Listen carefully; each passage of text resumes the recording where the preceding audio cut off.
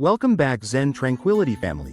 I am going to namaste in bed. Just kidding. Today, embark on a transformative journey with the power of the dark feminine, exploring the profound energy of fierce compassion through global spiritual traditions.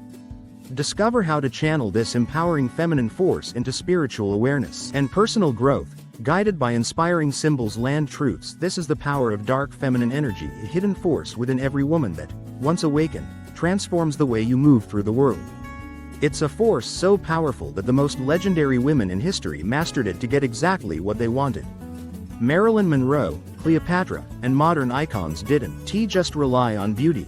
They understood the subtle art of allure, seduction, mystery, and influence. As a black man, I need to pour into you. I am a king, not a joker. The true man is revealed in difficult times. The true test of a man's character is what he does when no one is watching. Wondering why he thinks that you're not enough for him?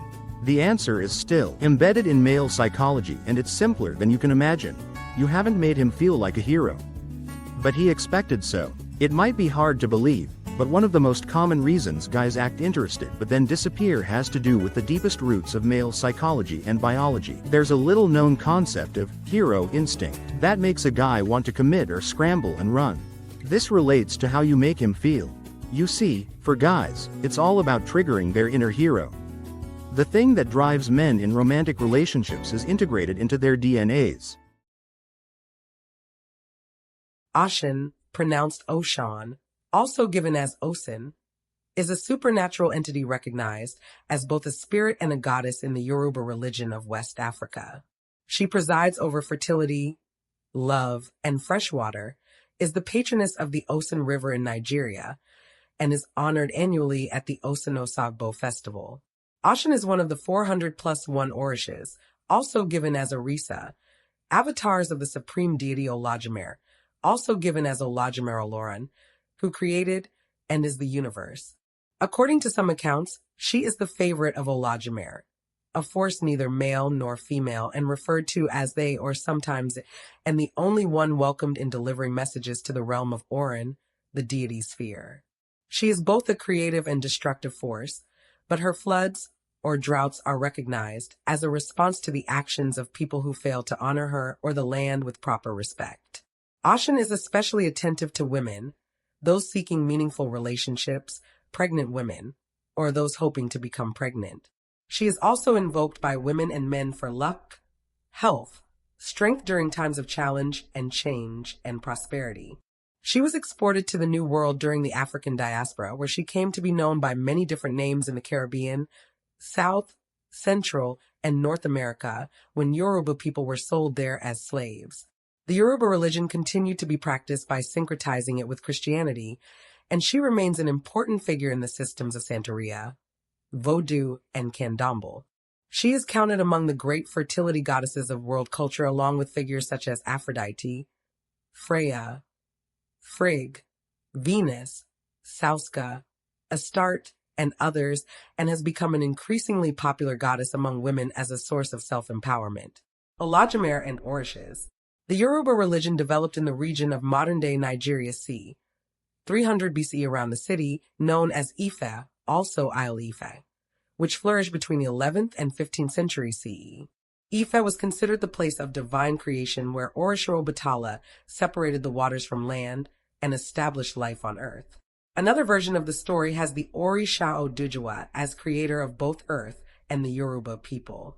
Odujuwa remained an important deity at Ife, known as its first king, and his children were sent from the city to rule in other places, establishing the concept of monarchy and cultural identity. Odujuwa is usually referred to as a god, as are the other Orishas, all of whom serve the same purpose as deities in any religion. Orishas are aspects of the supreme state of existence and divine creator Olodumare, who, like the figure of Brahman in Brahmanism and Hinduism, is too impossibly powerful and immense to be comprehended by the human mind. Their number is given as 400+1 to suggest they cannot be numbered. Any attempt at defining them by number will always require a +1, and so they are infinite, although only between 7 and 20 regularly appear in stories. Olodumare maintains close contact with his creation through his Orishas, avatars, to whom he gave various powers by casting these into the air, and whichever Orisha caught a certain power was responsible for wielding it. In this way, the Orisha Shango, also given as Chango, became god of lightning, fire, and virility.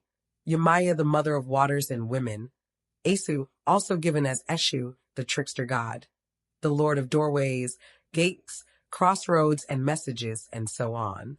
Although the Orishas were aspects of the single expression of existence, they were also autonomous beings with their own personalities, desires, and failings.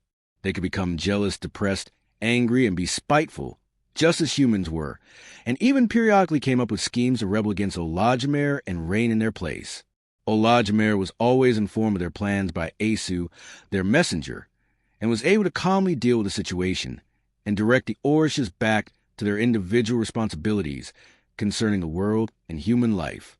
Oshun as creator and destroyer. The one Orisha who is never mentioned among these plots is Oshun.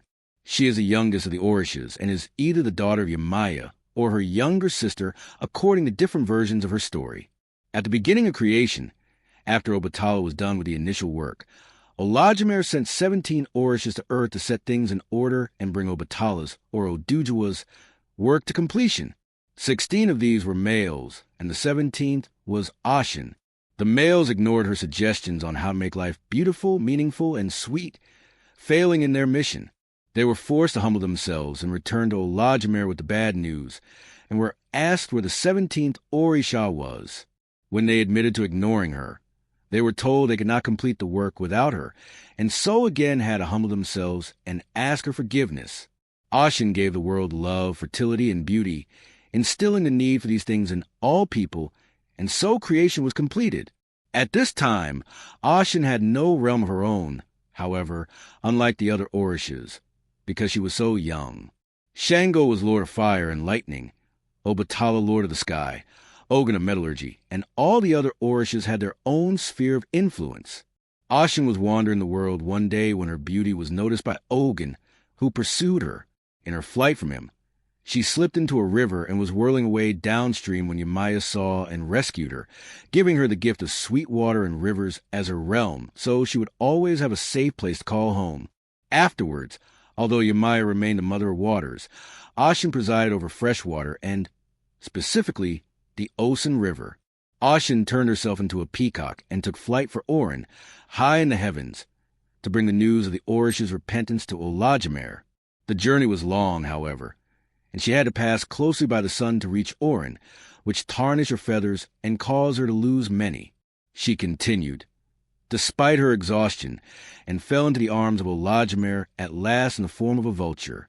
Olajumer was impressed by her courage, determination, and sacrifice, and so healed her, released the rains upon the earth, and designated Oshun as the only Orisha always welcome to deliver messages to Orin from that time forward. The peacock and vulture came to be associated with her from this tale.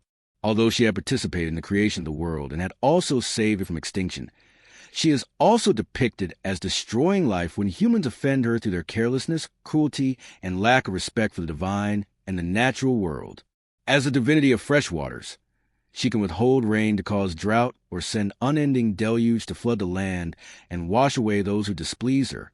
Oshun's actions are always in response to some sin of the people, and she plays no part in the Yoruba version of the Great Flood story in which the Orisha Olakan, who presided over the sea, floods a world with ocean water in anger over Obatala taking too much land as part of the act of creation. Characteristics, marriage, and associations.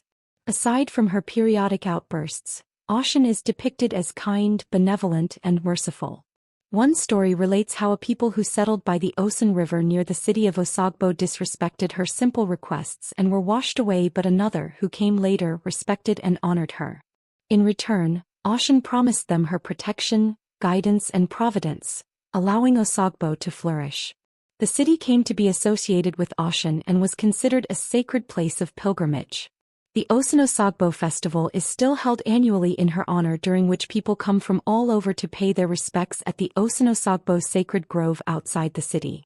Oshun is understood to have kept her promise to the first people who honored her at the site by tending to modern-day pilgrims in healing their infirmities and illnesses, granting fertility and healthy births, and helping people with their various challenges in life.